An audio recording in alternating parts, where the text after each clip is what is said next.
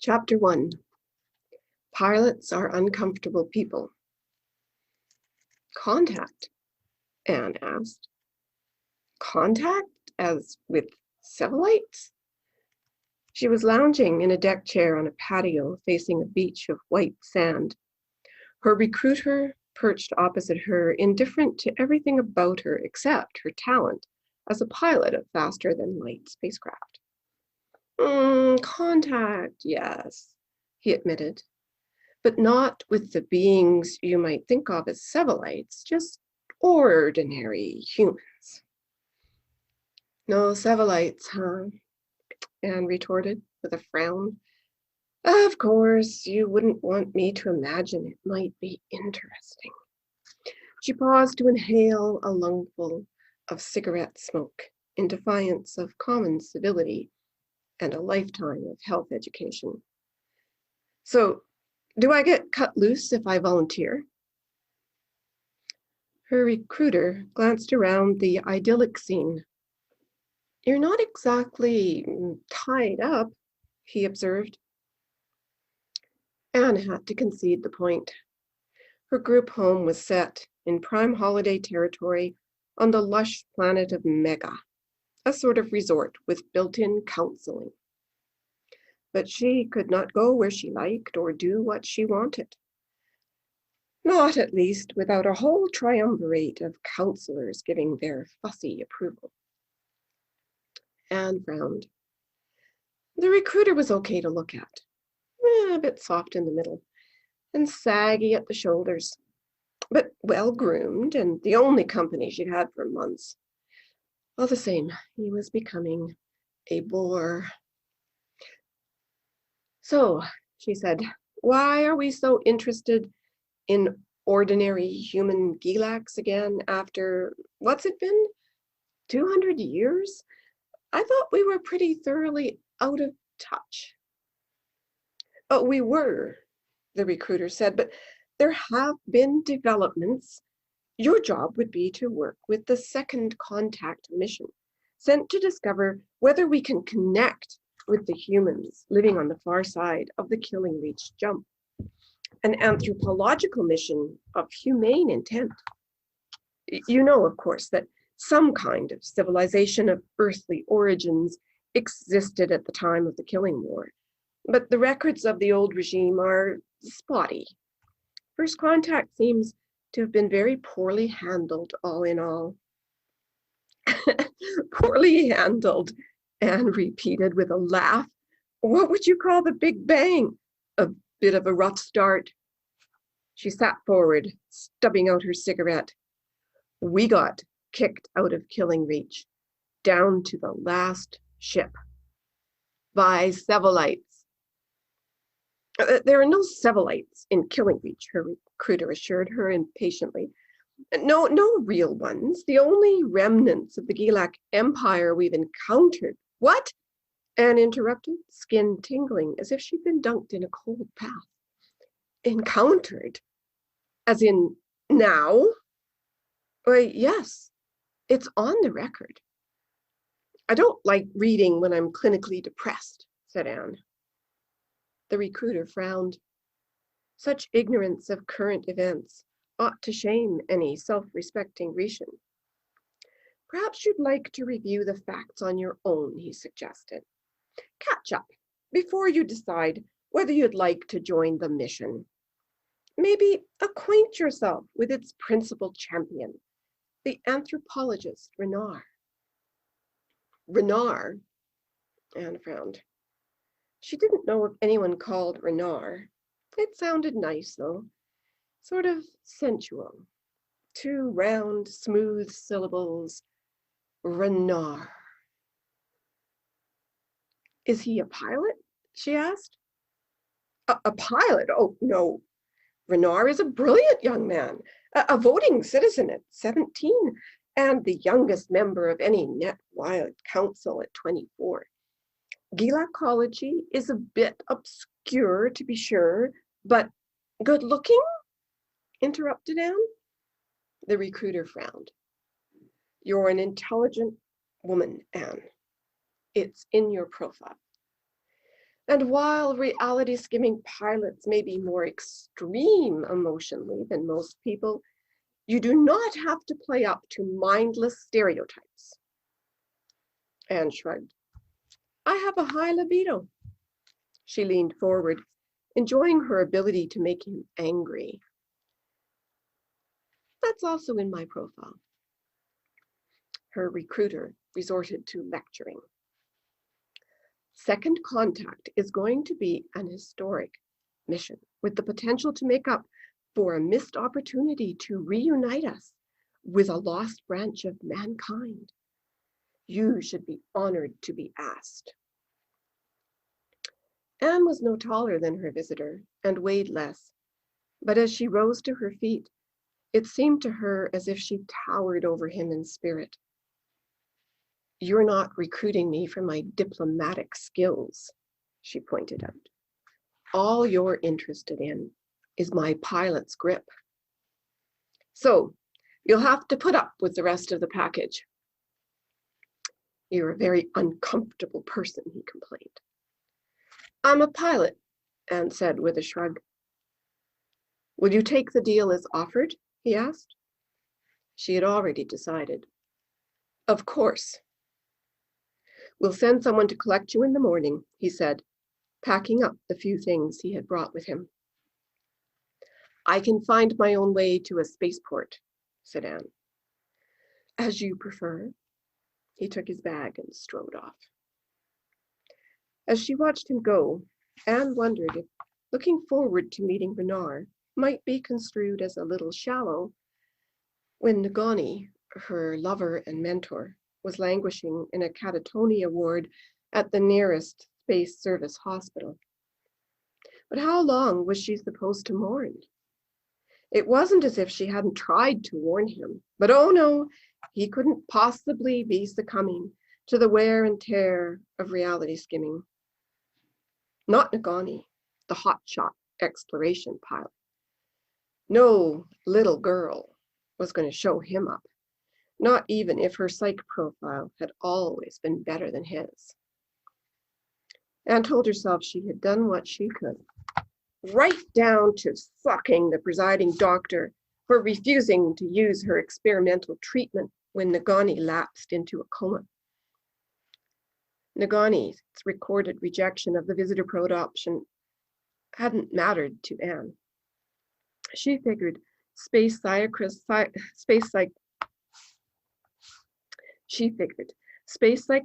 Lurel should have realized he was already losing it when he declined to give consent a couple months before.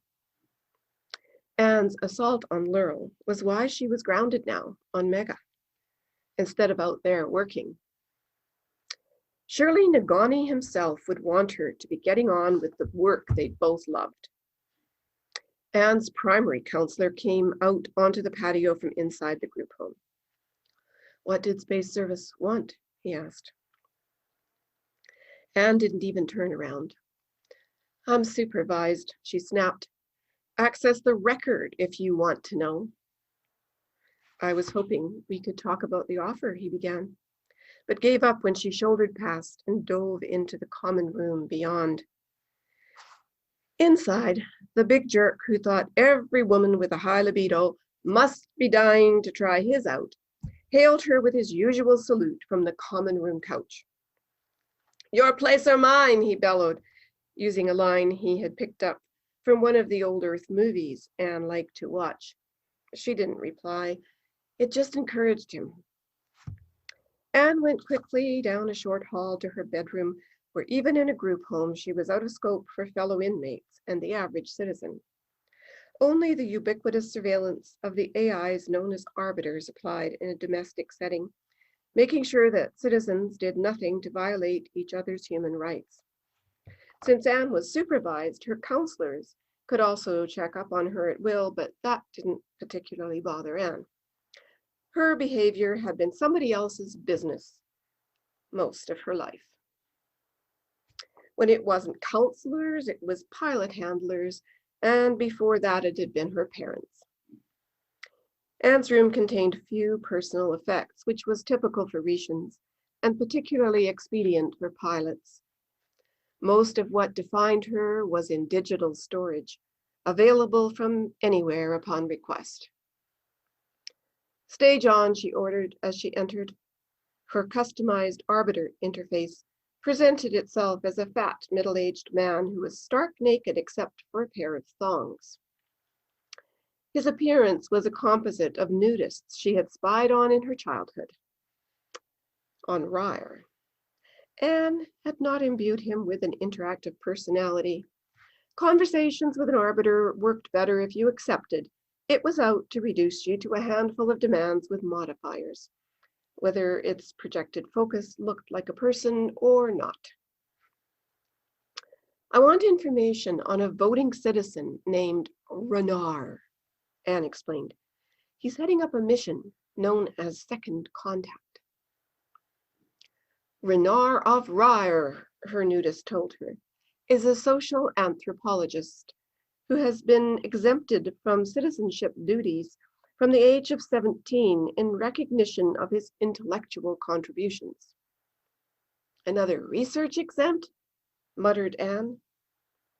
Dr. Laurel had been one of those, for the sake of her groundbreaking research in treating post-flight coma. She and Anne had never got along. "Is he old and serious and grumpy?" inquired Anne. "Renard is currently 24 standard Earth years old and serving on the Foreign and Alien Council as Ryre's leading authority on Gilax." A definition handle popped up at the nudist's waist height, scrolling teaser text below. Gilax, humans belonging to an empire based on a planet referred to as Gillian, who are presumed to share earthly origins with Grecian civilization and were first encountered 200 years ago in the Killing Reach War. Anne stripped out of her close-fitting yellow sunsuit to pull on bright yellow pajamas. She liked yellow. It flattered her light brown skin. Her stage displayed a Reach map centered on the world of Mega, where Anne was serving time in the group home. The display showed Mega within a translucent bubble called Paradise Reach. The bubble had 2 exits, known as jumps. One jump was labeled Killing Reach, and the other Reach of Ryre. "So Renard's got a thing about Gilax," Anne summarized, pausing to shake out her hair and rub a breast under her loose top. "What else? Any bad habits?" "No antisocial behavior is on record," said the customized interface. "He never threw rocks or lied. There's got to be something." She hesitated. "Maybe he isn't interested in sex?" Citizen Renard has registered 2 relationships since puberty. Both concluded amiably. The first, skip it, Anne decided, remembering the jerk in the common room. Renard might trace requests for his personal information, just as she did. And she didn't want to give the wrong impression. She toyed with asking for a picture, but decided not to spoil the surprise. Anne got onto her bed and drew her knees up. Her morph mattress adjusted under her. "Tell me how Mission Second Contact got launched," she ordered. "Renard initiated the process," said the nudist, "based on the discovery of Gilac artifacts traced back to a colony of renegade Grecian pilots living in an abandoned station near the Killing Reach jump." It indicated the spot on the Reach map. "Renegades?" Anne stiffened, legs sliding down as she sat up. Any pilot who put himself beyond Space Service's control was a hazard to civilization and had to be hunted down by the best pilots that Space Service could field. Pilots like Nagani and herself. "Reference my last mission partner, Nagani," Anne told the arbiter.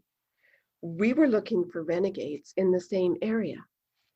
She paused, almost holding her breath, until the screen displayed proof that the arbiter had the desired context nailed.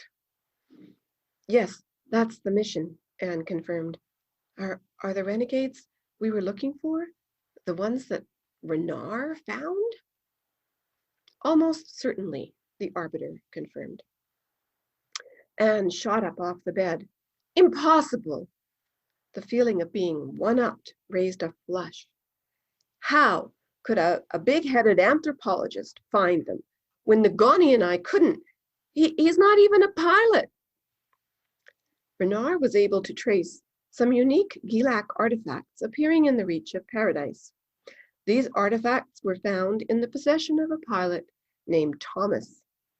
Renard believed they were acquired as trade goods. Subsequently, Thomas cooperated in the apprehension of his fellow renegades and excused supervision in exchange for assisting with the second contact mission. Anne's chest clenched with anger.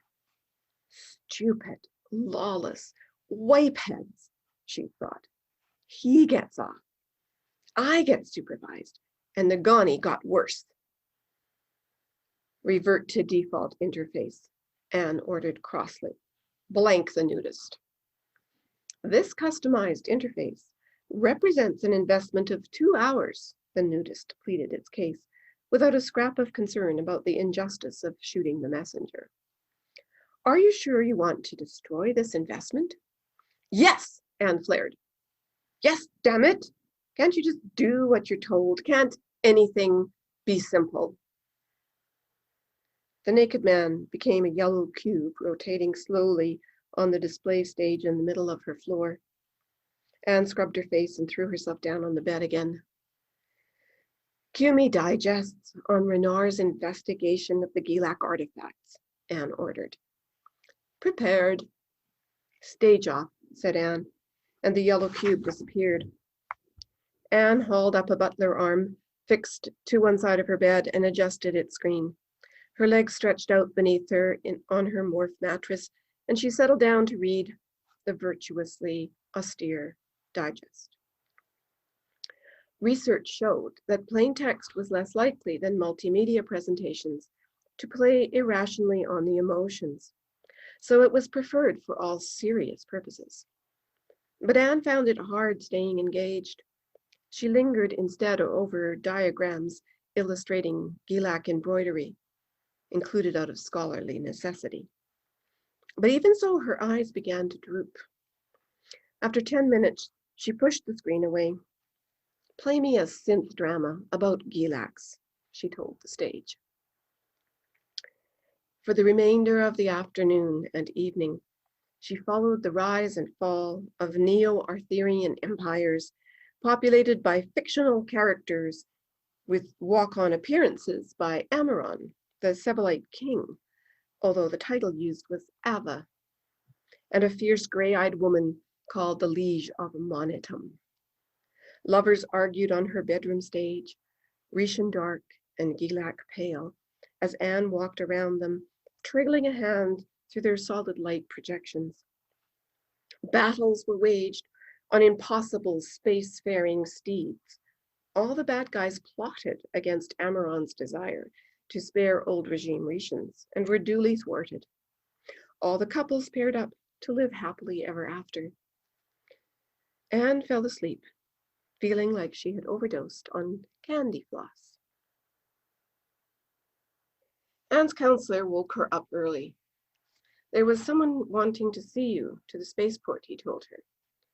I don't need my hand held, Anne grumbled.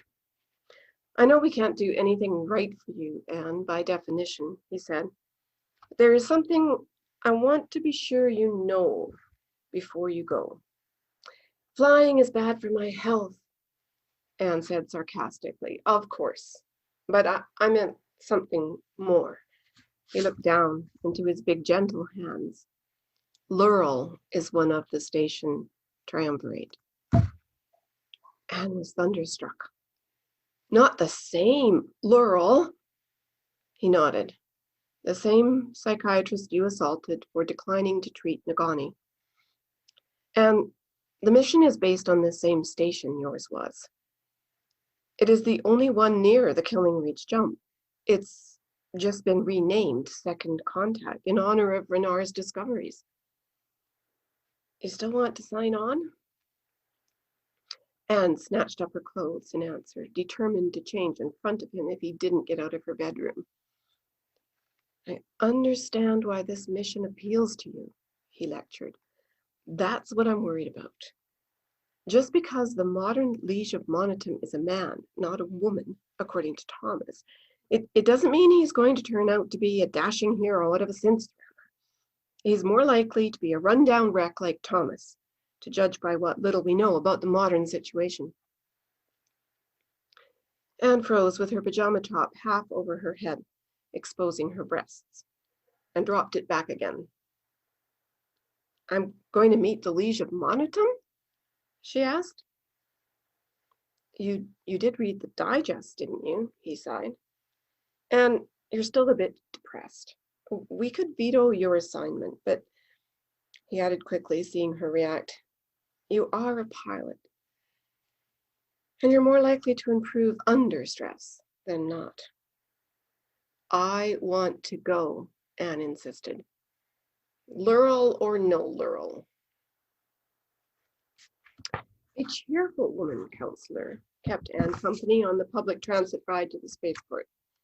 Anne made conversation like crazy to keep her companion from asking probing questions. Beneath it, she brooded about Lural. She should have guessed the experimental psychiatrist would still be in the picture.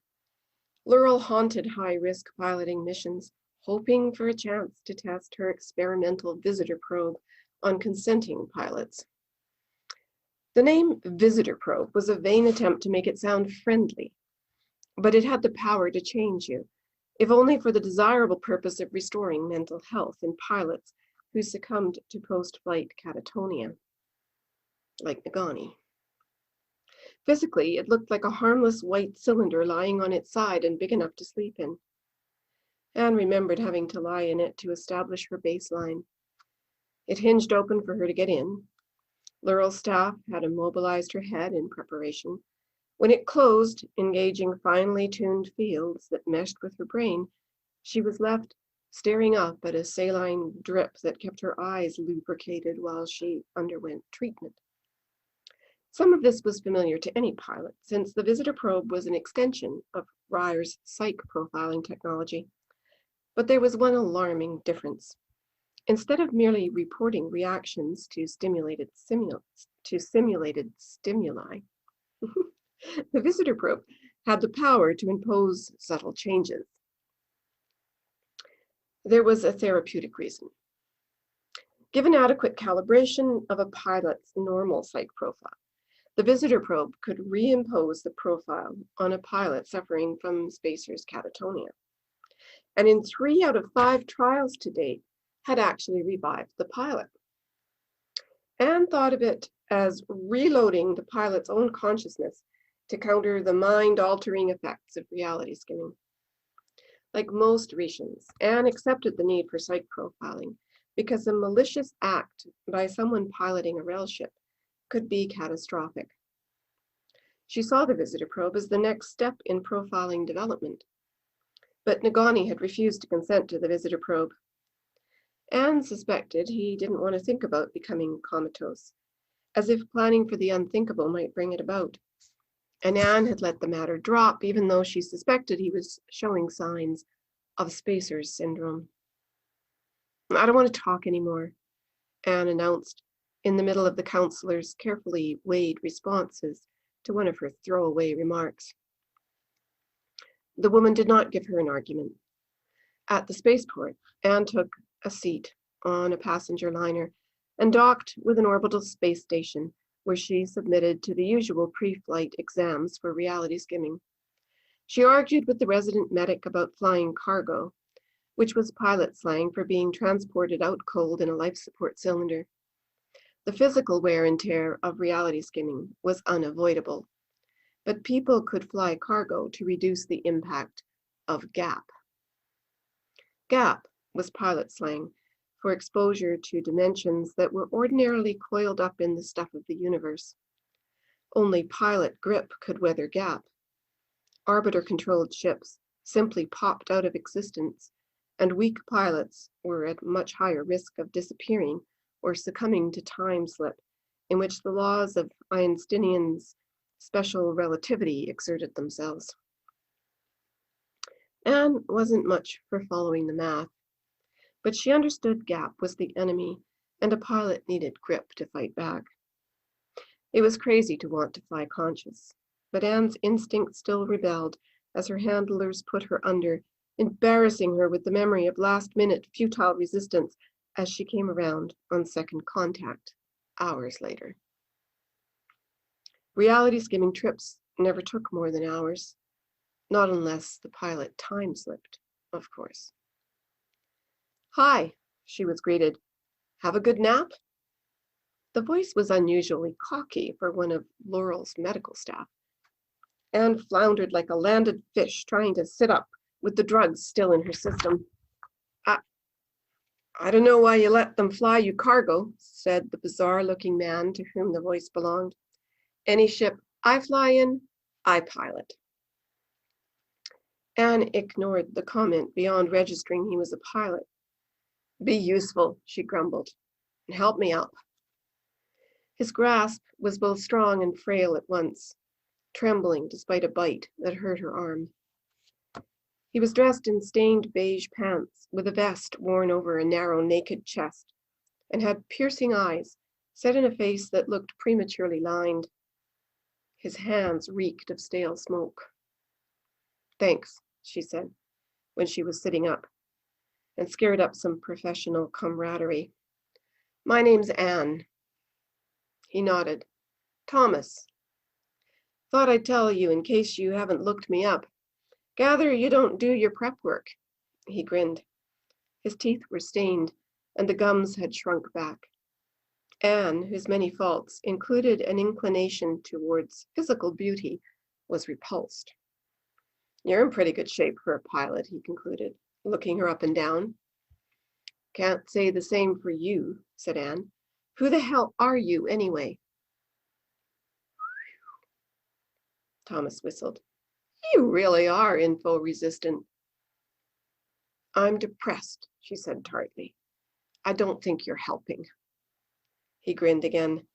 "See you at the briefing tomorrow." The smell of stale smoke he left in his wake was enough to make her think about quitting, which reminded her she'd not packed her cigarettes and the station wasn't going to supply them. As Thomas walked away, she got a good look at the back of his vest and realized the embroidery was Gilak, depicting a sword in the grasp of a well-muscled arm. Then she remembered Thomas was the name of the renegade pilot, excused supervision in exchange for helping Renard, the one who was supposed to teach her how to make the killing reach jump. So far, he didn't inspire confidence. Learning how to navigate a jump was a very nearly mystical experience, or in space psychiatry terms, a function of dreamlike self-consciousness. In either case, it called for sufficient trust to let your guide take over your rail ship's phase splicing envelope and essentially pilot for you. Not something a girl wanted to do with just any guy. And Thomas definitely looked more chewed up by reality skimming than she was. Anne passed her post-flight review and was taken to her room by one of Laurel's staff. Promising herself she would study the mission after a nap, Anne lay down to sleep, only to be woken by her bed a whole day later, exactly 20 minutes prior to her briefing with Renard. Anne dressed in a rush, skipping, eating, and pulled on the clean yellow stretch pants and breastband that she found in the closet, pushing her gritty hair off her forehead with the matching headband. Wishing she'd left enough time for a shower, she reset her default lead time on appointments to 1 hour. When she walked into the meeting room, an urbane young man interrupted himself to greet her. "Anne of New Beach, I am gratified that you accepted our offer. You are the best pilot Rahr has on record." "Renard, right?" said Anne with a grin. He was handsome in an understated way, like an Oxford-educated Rajah in a British Empire drama from the 20th century Earth repertoire of feature films that Anne indulged in for entertainment. His tunic fell from neck to thigh over matching slacks, a conservative style for Ryer, redeemed by the exotic addition of a twisted braid motif for decoration. The pattern of the braid never repeated, but tumbled down his body, worked in browns and reds, evolving through a white phase into solid green dominance. Anne snapped her fingers and pointed. A Gilak motif, she said. And green is House Monitum's color. Renard's fingers brushed the green threads at mid-chest. This was copied from images we have of Liege Monitum's vest braid. Of course, fashions may have changed in 200 years, he added, sounding wistful. Laurel stood across from Renard, dressed in the ridiculous white lab coat that was her hallmark affectation. Thomas sat curled up in a morph chair. The room's central stage displayed an idle blue diamond interface. The first thing I want to know, said Renard, is whether you can work with Laurel. Laurel stuck her hands in her pockets. She had a wide nose, thick lips, and a lanky build with short, brittle hair that was perennially uncombed. Laurel the brain mechanic, thought Anne sarcastically, but she said, my friend Nagani did not give consent to be visitor probed. Therefore, Laurel was right to withhold treatment. But, Laurel said ruthlessly, as usual, I could have ruled Nagani incompetent on the grounds of advanced spacers syndrome. I had the authority, but I truly believe he was of sound mind when he declined the visitor probe option. I had to respect his wishes. And I did my best to break your face for it, said Anne. For my part, we're done. You? Laurel shrugged. I work with pilots. Now and then, you expect the odd assault. Good enough, Renard decided. I like this guy, Thomas told Anne, hooking a thumb towards Renard. He's driven. If you mean that I take this message seriously, Renard answered him. I do. It ought to be self-evident that the black market is an ill-advised way to reopen relations with another human culture, especially a potentially dangerous one. Gilaks aren't dangerous. Thomas lit a cigarette. They're pathetic. If he's going to smoke, Anne thought, he could at least offer me one, but he did not. Renard ignored the rudeness of Thomas's lighting up, although his nostrils seemed inclined to pinch closed. Have you considered, he proposed, that the Gilaks you've met may be living on the fringe of their society, no more representative of their kind than you are of yours? Thomas blew smoke at him. I understand Gilaks better than you. I traded with them. They're spacers, like me. Without arbiters to make up rules we've got to live by. Arbiters only implement our rules, Renard corrected. Whatever, Thomas answered him languidly. Then he perked up and grinned at Renard, as if he had caught him out. Hoping to find Sevelites, aren't you? Real live super pilots who don't wear out flying. He let smoke drift past his stained teeth. You're dreaming. He gave Anne a meaningful look. Like some kid hooked on a synth drama. Thomas paused to cough. Sevolite is some dumb title. I've met one. He looked worse than I do. You met a Sevolite? Renard cross-examined him. Why haven't you mentioned it? I did. He's the trinket ring station master. My contact. I just didn't tell you how he goes on about being 10% Sevolite, like I should be blown away awed.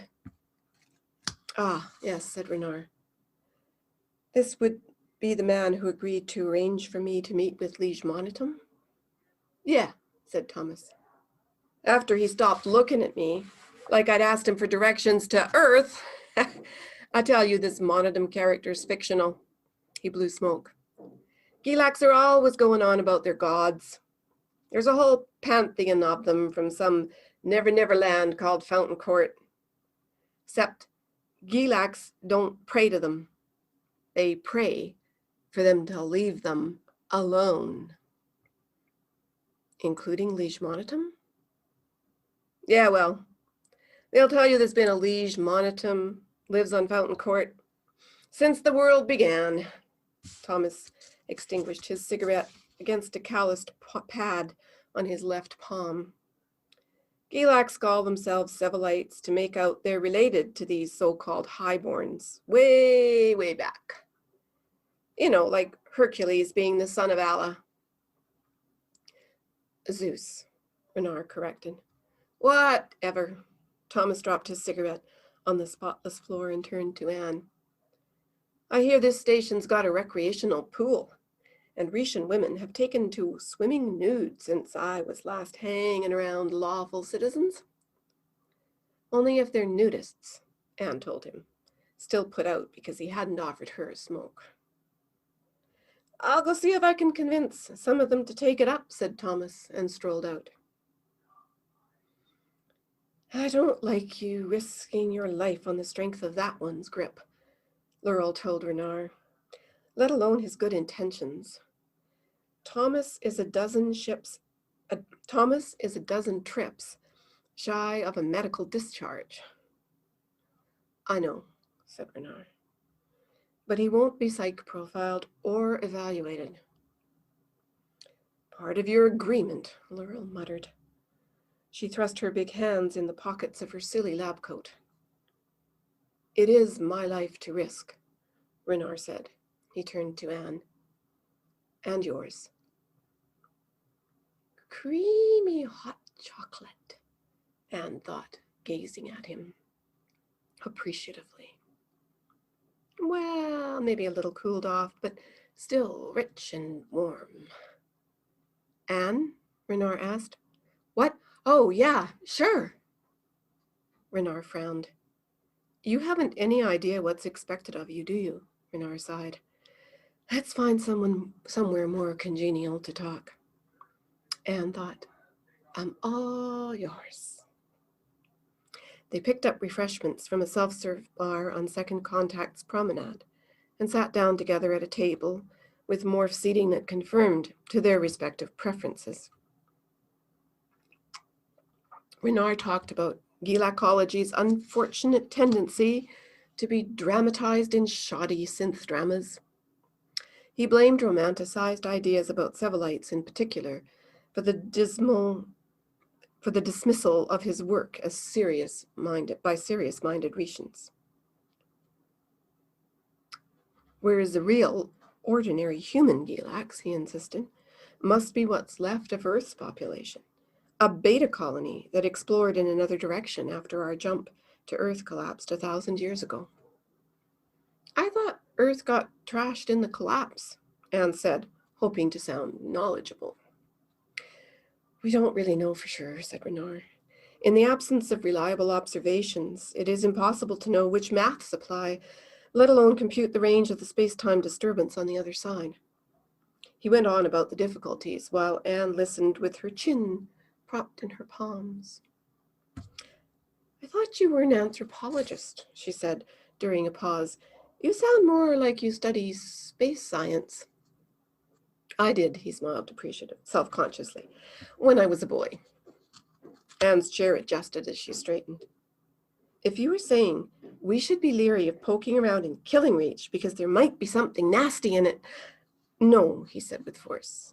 I'm saying it would be foolish not to make formal, diplomatic contact before informal interactions get out of hand. You lost me, said Anne, spreading her hands. Thomas is not the only one trading in Gilak artifacts, Renard explained, with the air of someone forced to explain the obvious in words of one syllable. I authenticated other examples at commercial economy ports outside arbiter jurisdiction. Artifacts Thomas denies ever seen before. Maybe he can't remember, suggested Anne. He must have a few blank spots between the ears from flying as much as he has. The point is, said Renard, that the killing reach jump is being used again. Probably by Gilacs. In fact, I think Thomas may have learned about it from a Gilac, someone like his trinket ring contact. What? Have you read any of my work at all? He asked. Some stuff about embroidery, she said lamely. Renard sighed. The significance of the embroidery is that the work is done by hand, which is typically Gilac. How do you know they're not fakes someone manufactured? It can be deduced with a fairly simple analysis. Do you really want the details from me here, now? She scowled. If you were so smart, how come you took up a subject as obscure as Gilacology? Ah, he sat back, loosening up for the first time since she'd met him, as if he was laughing at himself now. If you really must know, I think I had a crush on Amaron, the Gilac's Ava. Amaron, cried Anne, but he's a man. Is something wrong? Asked Renard. No, I am. Are you homosexual? Anne asked. Is that a problem? Renard asked, puzzled. No, of course not, she scowled. Do you think I'm some sort of retro nutcase or something? I'm sorry, he said. You just seemed. He lifted a hand as if to just in a gesture of uncertainty. Upset, he concluded. You're the genius, she told him narrowly. You figure it out. He did, but it took a moment. Then he said blandly, Oh, I'm sorry. I hope a romantic interest in me wasn't a factor in your acceptance of the mission. Hell no. You think meeting sword-wielding Sevelites isn't more exciting than doing time in a group home? Anne would have claimed a passion for embroidery to change the topic. Sevelites? Renard inquired in a dry tone. Ah, well, Gilacs at least, Anne amended, slightly flustered, with or without swords. Shall we continue then? Renard inquired coolly. Yeah, sure. He quizzed her on the mission details for an hour. The politics were the hardest to figure out. Foreign and Alien Council was the mission initiator, but Renard, as its champion, enjoyed uneven support, and neither of the mission's other two triumvirs had much clout. Lurel was on the first expansion of human ethics, but not even of voting citizen. And the mission's third triumvir, John, was a space service executive who happened to serve on the third expansion of the powerful assembly of sibling worlds. Renard was anxious to connect with Liege Monitum fast, before his mandate to do so got revoked. The more clearly I state the obvious concerning the killing war, Renard complained to Anne, the more hotly I am accused of fantasizing threats out of a synth drama. It did not help at all that Thomas insisted on talking about swords. Do they really use those? Asked Anne, perking up. Renard closed his eyes. When he opened them, his tone was flat. We know Gilac politics are neo-feudal, said Renard. Fencing might be an elite sport, or swords may be religious symbols. There are ample explanations that fall well short of dueling from horseback in hard vacuum. Anne blinked at his vehemence. He exhaled with force. I am sorry, but I'm sick of people fixating on the damned swords.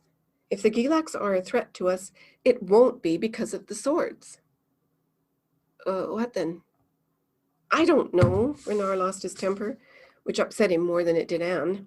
If I knew, Renard told her stiffly, I could write it up for the record and go home. Anne sat alone. He excused himself and left. Anne sat alone for a moment, then went back to her quarters to brood. She considered resorting to a mood lifter, but taking drugs felt like admitting her emotional existence was no more than a byproduct of biochemistry. She preferred to feel she had every right to be miserable. Instead, she invoked her stage. Has this station got a casual sex roster? Yes. Show me. There were only 2 entries, both male heterosexuals. The first was a bit of a production. He had a great body and gave her ample data to prove it. His medical record came complete, with links to everyone he had slept with for years. A trophy collector if she'd ever seen one. The second was Thomas. Needed, his notice read beside a simple picture, a willing woman. His medical record was provided by default. The collection of antibodies suggested he hadn't been celibate, but her own list of minor risk factors was half as bad. The shock was discovering Thomas was only 25. Anne shut the stage off without adding herself to the roster or contacting either man. Show me historical images of Gilax, she ordered, specifically Liege Monitum and Amaron. Both appeared wearing swords. Amaron, the ruler of the Gilax at the time of the Killing War, was a pale, lean man with sharp, pronounced features and gray eyes. He was dressed in an embroidered vest, laced tightly closed over a white shirt and slacks.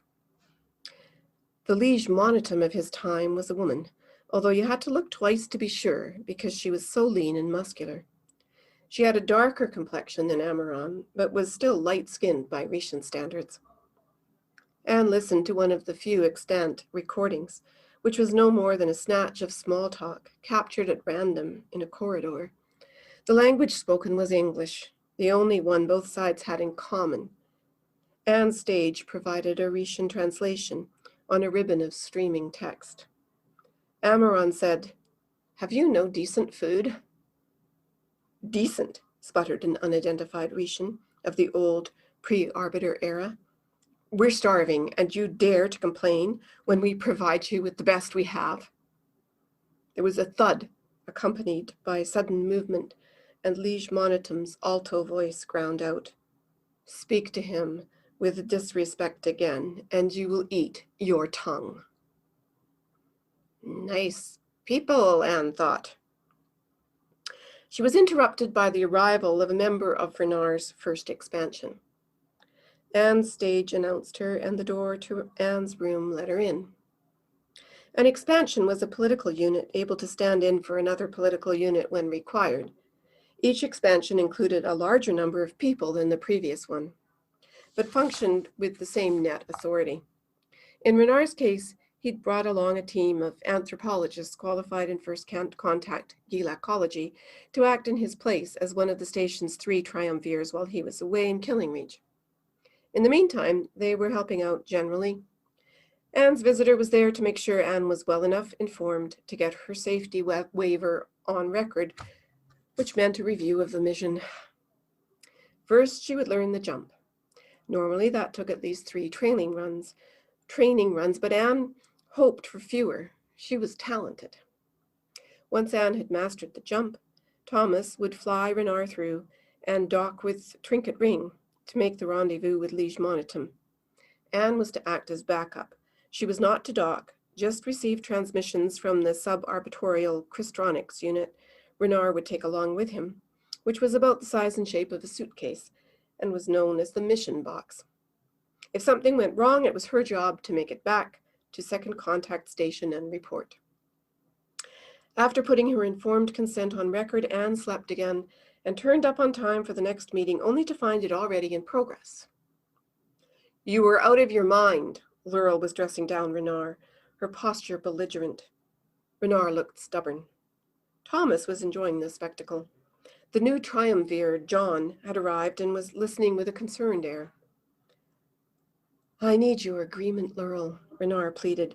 "If we have a hung vote, it will go to the first expansion, and since neither you nor John have a complete first expansion on board, a hung vote would bog us down badly. The whole point is to act before the next mail delivery shows up." Anne took the morph chair beside John. "What's up?" she asked. "Renard wants to cancel the training runs and go across right now," said John. He didn't like the net traffic that arrived with my flight. The lobby opposed to wasting resources on Gilax is gaining ground. He's afraid he'll be recalled. Renard was saying heatedly, "It is my life to risk, Laurel." "What about the pilots?" she countered. "It was my suggestion," volunteered Thomas. "I got laid something fine last night. It's good luck." And guffawed. "The Gilax I met swore by it," said Thomas. "Before and after. They said it perks you right up if you're space-stoned." "Oh yeah, right," said Anne cynically. "Have sex with me right now or I'll lapse into a coma. No pressure." "For the love of reason," Laurel exclaimed like a disgusted parent. "Enough of that. Anne," she demanded, "how do you feel about Renard's proposal? Would you support moving the mission up to the first run?" Anne shrugged. "Sure." "You would risk getting stranded in Killing Reach if something happened to Thomas," Renard scrupulously pointed out, "since you won't have time to master the jump properly beforehand." Anne shrugged. "I can learn a jump in one pass." "Space Service recommends a minimum of 3 training runs in Wakelock with a veteran," Laurel pointed out. Anne gave her a withering look before returning her attention to Renard. "I'll do it," she gave consent. "Soon as you want." Thomas got up and straightened out his clothes. "Let's go." "Thank you," Renard told them both warmly. "But it is Laurel I must convince to approve the proposal." "Submit it formally," Laurel insisted, "or let it drop." Thomas touched Anne's arm. "Come on," he said. "Let's go suit up." Anne looked back at Renard as Thomas added, "Either he'll join us on the first run or he won't." Anne fell in, accepting his logic. She was itching to ask Thomas about the jump, but knew that would be breaking an unwritten law. In all the years she'd flown with Nagani, she'd never known how he internalized his jump experiences. It was a pilot superstition not to ask. To her, jumps were like plunging through water, sometimes churned up by angry currents, and sometimes packed by playful dolphins out to get her lost. Would this one be similar, or something new and strange? Thomas crinkled his blue eyes at her. "You checked out my roster entry last night. What put you off?" "Apart from it being you?" Anne asked tartly and walked on. "The record says you've got a high libido." Thomas went straight to the point. "But discriminating," said Anne. He lifted a hand and waggled it side to side. "Looked up all my relationships too?" she asked. "That what you call your one-night stands?" "The answer is still no," said Anne. Thomas looked exactly like what she didn't want to imagine as a pilot's future, prematurely old at 25 with signs of palsy in his hands. When we're in that jump together," he predicted, "you'll appreciate my finer points." To make it through the jump, Anne knew she had to surrender herself to his guidance. Some pilots claimed they could sense each other through the gap dimensions when their wakes merged, but Anne wasn't a believer. She figured it would have happened between herself and Nagani if it was possible. It certainly wasn't going to happen with Thomas. Gravity lightened as they dropped toward the station's zero-G hub. A pilot handler, a specialized paramedic counselor trained to deal with post-flight symptoms, met them at the terminus. Anne enjoyed watching the handler fail to convince Thomas to put on a pearly white flight suit that provided at least modest protection from radiation. Thomas preferred his embroidered shirt, insisting it was good luck. He also refused to let them put an arbiter persona on his ship. He was still flying the ship he had stolen when he turned renegade, and he had painstakingly overhauled it to rely on algorithmic software alone. "I'll let you put a persona in there," Thomas told the handler, "and it won't be my ship anymore. Besides, no arbiter nav persona is going to make it whole through the killing jump. No AI has the grip for it." Anne floated in the bay, listening with amusement for a moment before shoving off in the direction of her own ship. Anne's rail ship was a blunt-nosed exploration vessel known as a Scout. with a built-in cocoon affectionately known to pilots as the slug, a device that distributed G-forces under acceleration and boosted built-in life support. She had to take her stretch pants off to benefit from all the hookups. Her slug irised around her body, sealing her into a cushioned and monitored environment, while her onboard Christronics downloaded a flight persona. Anne launched and waited, listening to pop songs as she drifted away from the station. "Your guide is go for launch," the station hailed her by radio. "He has Renard on board." The next communication was from Thomas. "Okay, yellow buns," he referred to her clothing preference. "We're doing it for real the first time." "Let me talk to Renard," she asked, when they had settled into their distancing run from the station. "Here," the anthropologist's voice came back. "When's the last time you flew with your eyes open?" Anne asked. "Never," he admitted. They both knew it was necessary this time because they could not count on there being revival facilities on Trinket Ring Station, but it surprised Anne to know it was Renard's first time. Thomas chimed in. "I'll hold his hand once we bite," one of many euphemisms for transition to reality skimming. "We're only minutes from the jump, so stay close. If you don't make it through with me, I won't pop back to find out if it was just because you chickened out." "Just kick up a big wake, big mouth," Anne gave him back. "That's my girl," said Thomas. "Fat chance," said Anne. Their ship did some last-minute communicating to make sure their splicing fields were synchronized, then both pierced the skin of the space-time continuum.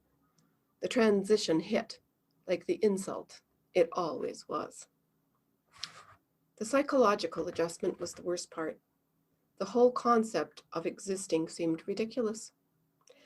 Anne's ornery streak came to her rescue. There was no way she was going to lose that leering idiot, Thomas. He churned up a froth on high shimmer, the physical component of reality skimming, as he screamed towards the jump. Anne pulled ahead, then let him match her mix of gap and shimmer, and was enveloped. Anne inhaled like a kid at the top of a joyride as layers of reality tumbled about, reduced in her mind's eye to the transparent skin of drifting jellyfish. It was definitely jellyfish this time, not dolphins. Then they were on the other side. According to prevailing wisdom, jump hallucinations were something the conscious mind slapped over the hole left by gap exposure. But they were very real to pilots who made jumps by clinging to their personal internalizations of them. Anne was eager to commit hers to memory. As she snatched at fading impressions, however, she was interrupted by an alarm. Her flat stage confirmed that her ship's flight persona had been wiped out by the potent dose of gap. "Oh, great, just great," Anne moaned. She called up algorithmic software, irritated by how fiddly it was, although she could still rely on voice controls. Thomas barreled heedlessly on. "Will you stop?" she shouted pointlessly. Communication was impossible at faster-than-light displacements. All she could do was observe his wake signature. At least it was distinct from her own now. The two ships had slid harmlessly out of the wake lock necessary to learn a jump. She buckled down to follow. 17 minutes into Killing Reach, Anne was getting worried. According to the star map Thomas had put on record, they were about to run over the little Gilak station if they didn't cut out soon, and even a near miss could quake it apart. Not a polite way, Anne thought, to open a diplomatic dialogue. Her nerves were on edge by the time Thomas dropped out of skim, and she gratefully followed. Thomas hailed her on the radio as soon as they stabilized in normal space. "Are we sane?" he asked. "I am," she told him curtly. "How's your passenger?" "Out cold." He sounded merry about it. "Our boy Genius doesn't have as much grip as he thought. But don't worry, he isn't comatose, just not laying down memories. He'll come around. I'm going into dock." "Stay in touch," Anne threatened. "Or you'll what? Report me to space service?" He sounded smug. "Damn right I'll report you if you screw this up," said Anne. "You got an amnesty deal for this." That might mean something to you. Maybe, he drawled. Or maybe I want to settle down on this side of the jump. Anne absorbed this possibility with a cold little shock, but he sent her the frequency he could be reached on, so she decided he was just trying to shake her up. Don't talk to me to pass the time of day, okay, Yellow Buns? Said Thomas, taking charge. Hearing us talk to each other in Retian might freak them out. You don't want me asking questions, she told him grimly. You make sure I don't have any to ask. The ensuing silence tried her sanity more than the jump had done. Thomas's ship reached the station and was quickly swallowed up. Presumably, he had docked without incident. She continued to watch the station, but there was no energy transmission. She switched from pop music to old Earth vintage and played The Rite of Spring by Stravinsky from 20th century Earth, watching for signals from the silent mission box. The longer she waited, the more the waiting nagged at her. She scanned for the expected transmission from the mission box, cursing Thomas under her breath, but the station proved impenetrable. When the data stream from Renard's mission unit finally came on, it was relayed through what Anne suspected was a specialized communication channel, like a window in the station's hull. The visuals were murky, but other data channels were pretty clear. The mission box sent Renard's life signs, external sounds, air analysis, and echolocation schematics of a large room full of bolted down furniture. English translation capacity had survived in an idiot savant function of the box. But the voices she heard were not speaking first contact English. They were using a kind of trader's pidgin instead. Anne's view was further hampered by dim lighting and thick smoke. Renard appeared to be drugged, to judge by his medical readouts. Anne made sure her personal log noted the details. Thomas was smoking one of the vile cigarettes that fouled the air with something Anne's analysis said was not tobacco smoke. The Gilak across from him sat with a trio of henchmen at his back. At least one henchman looked like a woman and wore a sword. Anne thought the greasy station master wore one too, but couldn't be sure. One of the other henchmen wore something that looked like a handgun. None of the details were very clear at all. As Anne watched, the woman with the sword flanked Thomas, and another henchman picked up the drooping Renard.